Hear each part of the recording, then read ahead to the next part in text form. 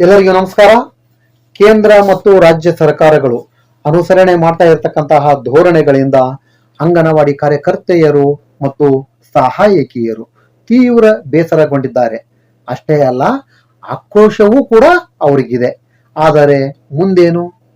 ಪ್ರಜಾಪ್ರಭುತ್ವ ವ್ಯವಸ್ಥೆಯಲ್ಲಿ ಸರಕಾರಗಳಿಂದ ಅನ್ಯಾಯವಾದಾಗ ಪ್ರತಿಭಟನೆಯೇ ಕೊನೆಯ ಮಾರ್ಗ. ಅಂಗನವಾಡಿ ಕಾರ್ಯಕರ್ತರು ಪ್ರತಿಭಟನಾ ಅಸ್ತ್ರವನ್ನು ಹಿಡಿದಿದ್ರೂ ಕೂಡ ಸರಕಾರಗಳಿಗೆ ಅದರ ಬಿಸಿ ಮುಟ್ತಾ ಇಲ್ಲ. ಪ್ರಜಾಸತ್ತಾತ್ಮಕ ಸರ್ಕಾರಗಳು ಪ್ರತಿಭಟನೆಗೆ ತಕ್ಷಣವೇ ಸ್ಪಂದಿಸುತ್ತವೆ, ಬೆಲೆ ಕೊಡುತ್ತವೆ. ಆದರೆ ಅಂಗನವಾಡಿ ನೌಕರರ ಸಂಘಟನೆಗಳು ನಡೆಸ್ತಾ ಇರತಕ್ಕಂತಹ ಪ್ರತಿಭಟನೆಗಳನ್ನ ಸರ್ಕಾರಗಳು ತುಂಬಾ ಹಗುರವಾಗಿ ಪರಿಗಣಿಸಿವೆ. ಯಾಕೆ? ಅದೇ ಸರಕಾರಿ ನೌಕರರ ಸಂಘಟನೆ ಪ್ರತಿಭಟನೆಗೆ ಕರೆ ಕೊಟ್ಟಾಗ ಆ ಪ್ರತಿಭಟನೆ ಆರಂಭಕ್ಕೂ ಮುನ್ನವೇ ಸರಕಾರಿ ನೌಕರರ ಸಂಘಟನೆಯ ಪ್ರತಿನಿಧಿಗಳನ್ನ ಚರ್ಚೆಗೆ ಆಹ್ವಾನಿಸಿ ಬೇಡಿಕೆಗಳನ್ನ ಈಡೇರಿಸಿ ಪ್ರತಿಭಟನೆಯನ್ನು ಆರಂಭಿಸಲು ಬಿಡುವುದಿಲ್ಲ. ಇದು ಅಂಗನವಾಡಿ ಕಾರ್ಯಕರ್ತರ ಸಂಘಟನೆಗಳ ವಿಚಾರದಲ್ಲಿ ಯಾಕೆ ಆಗ್ತಾ ಇಲ್ಲ ಅಂದ್ರೆ, ಸರ್ಕಾರಗಳು ಅಂಗನವಾಡಿ ಕಾರ್ಯಕರ್ತರ ಪ್ರತಿಭಟನೆ ಹೋರಾಟಗಳನ್ನ ಗಂಭೀರವಾಗಿಯೇ ಪರಿಗಣಿಸಿಲ್ಲ ಅಂತಲೇ ಅರ್ಥ. ಸರ್ಕಾರದ ಈ ಧೋರಣೆ ಹೀಗೆ ಯಾಕೆ? ಹಾಗಾದರೆ ಅಂಗನವಾಡಿ ಸಂಘಟನೆಗಳು ಸರ್ಕಾರಕ್ಕೆ ಬಿಸಿ ಮುಟ್ಟಿಸುವಲ್ಲಿ ಏಕೆ ವಿಫಲ ಆಗ್ತಾ ಇವೆ ಎಂಬ ಪ್ರಶ್ನೆಗಳು ಉದ್ಭವಿಸುವುದು ಸಹಜ. ಪ್ರತಿಭಟನೆಗಳಿಗೆ ಸರ್ಕಾರಗಳು ಮಣಿಯಲಿಲ್ಲ ಎಂದಾದರೆ ಮತ್ತೊಂದು ಕೊನೆಯ ಅಸ್ತ್ರ, ಅದು ಕಾನೂನಾತ್ಮಕ ಹೋರಾಟ. ಅಂಗನವಾಡಿ ಕಾರ್ಯಕರ್ತೆಯರು ಇದೀಗ ಕಾನೂನು ಹೋರಾಟಕ್ಕೂ ಇಳಿದದ್ದಾಗಿದೆ. ಶೃಂಗೇರಿ, ಚಿಕ್ಕಮಗಳೂರು, ಕೊಪ್ಪ, ಉಡುಪಿ ಜಿಲ್ಲೆ, ಉತ್ತರ ಕನ್ನಡ, ದಾವಣಗೆರೆ ಮತ್ತು ತುಮಕೂರು ಜಿಲ್ಲೆಯಲ್ಲಿನ ಅಂಗನವಾಡಿ ಕಾರ್ಯಕರ್ತೆಯರು ತಮ್ಮ ಸೇವೆಯನ್ನ ಕಾಯಂಗೊಳಿಸಬೇಕು ಮತ್ತು ಸೇವೆಯ ಕಾಯಮಾತಿ ಪ್ರಕರಣದ ವಿಚಾರಣೆ ಮುಗಿಯುವವರೆಗೆ ತಮಗೆ ರಾಜ್ಯ ಸರ್ಕಾರವು ನಿಗದಿ ಮಾಡಿರುವ ಕನಿಷ್ಠ ವೇತನವನ್ನ ನೀಡುವಂತೆ ರಾಜ್ಯ ಸರ್ಕಾರಕ್ಕೆ ನಿರ್ದೇಶನವನ್ನ ನೀಡಬೇಕು ಅಂತ ಕೋರಿ ಬೆಂಗಳೂರು ಮತ್ತು ಧಾರವಾಡದ ಹೈಕೋರ್ಟ್ ಪೀಠಗಳಲ್ಲಿ ಪ್ರಕರಣಗಳನ್ನ ದಾಖಲು ಮಾಡಿದ್ದಾರೆ. ಅಂಗನವಾಡಿ ಕಾರ್ಯಕರ್ತೆಯರು ಹಾಗೂ ಸಹಾಯಕಿಯರ ಕಾನೂನು ಸಮರವೂ ಹೀಗೆ ಆರಂಭಗೊಂಡಿದೆ. ಈ ನಡುವೆ ರಾಜ್ಯದಲ್ಲಿ ಇದೀಗ ಬಾಗಲಕೋಟೆ ಮತ್ತು ದಾವಣಗೆರೆ ವಿಧಾನಸಭೆ ಕ್ಷೇತ್ರಗಳಿಗೆ ಉಪಚುನಾವಣೆ ಘೋಷಣೆಯಾಗಿದೆ.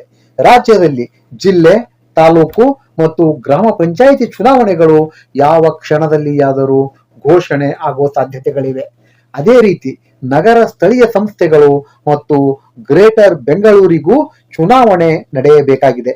ಪ್ರತಿಭಟನೆಯ ಅಸ್ತ್ರಗಳಲ್ಲಿ ಚುನಾವಣೆ ಬಹಿಷ್ಕಾರವೂ ಕೂಡ ಒಂದು. ಹಾಗಾದರೆ ಅಂಗನವಾಡಿ ಸಂಘಟನೆಗಳು ಚುನಾವಣೆ ಸಂದರ್ಭದಲ್ಲಿ ಯಾವ ನಿರ್ಧಾರಗಳನ್ನು ಕೈಗೊಳ್ಳಬಹುದು ಎನ್ನುವ ಕುತೂಹಲಗಳು ಕೂಡ ಇದೀಗ ಗರಿಗೆದರಿವೆ. 2026 ಮಾರ್ಚ್ 2ರಂದು ಬೆಂಗಳೂರಿನ ಫ್ರೀಡಂ ಪಾರ್ಕಿನಲ್ಲಿ AITUC ಸಂಘಟನೆ ನಡೆಸಿದಂತಹ ಪ್ರತಿಭಟನೆಯಲ್ಲಿ ಚುನಾವಣೆ ಸಂದರ್ಭದಲ್ಲಿ ರಾಜಕೀಯ ಪಕ್ಷಗಳಿಗೆ ಪಾಠ ಕಲಿಸುವ ಮಾತುಗಳು ಕೂಡ ಕೇಳಿಬಂದವು. ಇದೀಗ ಚುನಾವಣೆ ಪರ್ವ ಆರಂಭಗೊಂಡಿದೆ. ಅಂಗನವಾಡಿ ಸಂಘಟನೆಗಳು ಯಾವ ನಡೆಯನ್ನ ಅನುಸರಣೆ ಮಾಡಬಹುದು ಎನ್ನುವುದು ಕೂಡ ಅಷ್ಟೇ ಮುಖ್ಯವಾಗಿದೆ. ಪ್ರತಿಭಟನೆಯ ಸಂದರ್ಭದಲ್ಲಿ AITUC ಅಂಗನವಾಡಿ ಕಾರ್ಯಕರ್ತೆ ಮತ್ತು ಸಹಾಯಕಿಯರ ಫೆಡರೇಷನ್ನಿನ ಪ್ರಧಾನ ಕಾರ್ಯದರ್ಶಿ ಜಯಮ್ಮ ಅವರು ಆಡಿದಂತಹ ಮಾತುಗಳನ್ನು ಗಮನಿಸಿದರೆ ಸದರಿ ಸಂಘಟನೆ ಮುಂಬರುವ ಚುನಾವಣೆಗಳ ಸಂದರ್ಭದಲ್ಲಿ ರಾಜಕೀಯ ಪಕ್ಷಗಳಿಗೆ ತಕ್ಕ ಪಾಠವನ್ನು ಕಲಿಸಲು ಮುಂದಾಗುವುದೇ ಎನ್ನುವ ಪ್ರಶ್ನೆಯೂ ಕೂಡ ಈಗ ಉದ್ಭವಿಸಿದೆ. ರಾಜಕೀಯವಾಗಿ ಯೋಚನೆ ಮಾಡಬೇಕಾಗುತ್ತೆ.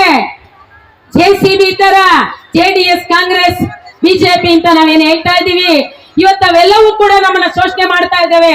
ಮುಂದೆ ಪರ್ಯಾಯದಾಯನ ಇವತ್ತು ರಾಜಕೀಯವಾಗೂ ನಾವು ಎಚ್ಚೆತ್ಕೊಳ್ಬೇಕಾಗುತ್ತೆ ಸಂಗಾತಿಗಳೇ. ಇದು ನೀವೆಲ್ಲರೂ ಕೂಡ ಮನೆಗೊಳ್ಳಬೇಕು. ಮುಂದಿನ ದಿನಗಳಲ್ಲಿ ಗ್ರಾಮ ಪಂಚಾಯತಿ ಬರ್ತಾ ಇದೆ, ತಾಲೂಕ್ ಪಂಚಾಯತಿ ಬರ್ತಾ ಇದೆ, ಜಿಲ್ಲಾ ಪಂಚಾಯತಿ ಬರ್ತಾ ಇದೆ. ಎಲ್ಲರೂ ಕೂಡ ಏನು ನಮ್ಮನ್ನ ಶೋಷಿತ ವರ್ಗವನ್ನ ಶೋಷಣೆ ಮಾಡ್ತಾ ಇದ್ದಾರೆ ಅಂತವರನ್ನ ನಾವ್ ಏನು ಮಾಡ್ಬೇಕು ಅಂತ ಮುಂದಿನ ದಿನಗಳಲ್ಲಿ ನಾವೆಲ್ಲರೂ ಕೂಡ ತಿಳ್ಕೊಳ್ಬೇಕಾದಂತ ಪರಿಸ್ಥಿತಿ ಬಂದಿದೆ ಸಂಗಾತಿಗಳೇ.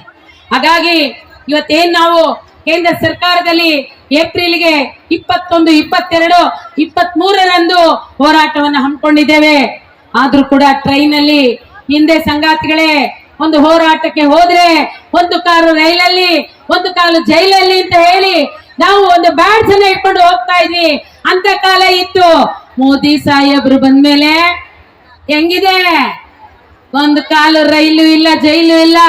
ರೈಲ್ಗಿರವ ಕರೆಕ್ಟ್ ಆಗಿ ನೀನು ಟಿಕೆಟ್ ತಗೊಳ್ದೆ ಇದ್ರೆ ಜೈಲು, ಟಿಕೆಟ್ ತಗೊಳ್ದೆ ಇದ್ರೆ ಜೈಲು. ಈ ರೀತಿ ನಮ್ಮನ್ನ ಬಂಧನದಲ್ಲಿ ಇಟ್ಟಿದ್ಯಲ್ಲಣ್ಣ. ಯಾರು ಕಾರ್ಮಿಕರು ಬಂದು ನಮ್ಮನ್ನ ಕೇಳಬಾರ್ದು, ನಾನೀಗ ಶೋಷಣೆ ಮಾಡ್ಬೇಕು ಅಂತ ಬಂಧನಲ್ಲಿ ಇಟ್ಟಿದ್ರು ಕೂಡ ನಮ್ಮದೇ ನೀನು ಕೊಡ್ತಕ್ಕಂಥ ಬಿಡಿಗಾಸ ಒಳಗಡೆ ನಾವು ಅಲ್ಲಿ ಬಂದು ನಾವು ಇದ್ದೀವಿ. ನಮ್ಮನ್ನ ಏನ್ ನೋಡ್ತಾ ಇದ್ಯಾ? ನಮಗ್ ಕೊಡದೆ ನೀನು ಅನ್ಯಾಯ ಮಾಡ್ತಾ ಇದ್ಯಾ? ಮುಂದಿನ ದಿನಗಳಲ್ಲಿ ನಿಮ್ಮ ಪಕ್ಷಕ್ಕೆ ನಿಮ್ಮ ಇದಕ್ಕೆ ಉಳಿಗಾಲ ಇರೋದಿಲ್ಲ ಅನ್ನೋ ಸಂದೇಶವನ್ನ ನಾವು ಡೆಲ್ಲಿಯಲ್ಲಿ ಕೊಡ್ತೇವೆ. ಏಪ್ರಿಲ್ ತಿಂಗಳಲ್ಲಿ ಸಂಗಾತಿಗಳೇ ಅದಕ್ಕೆಲ್ಲರೂ ಕೂಡ ತಯಾರಾಗಿರ್ಬೇಕು.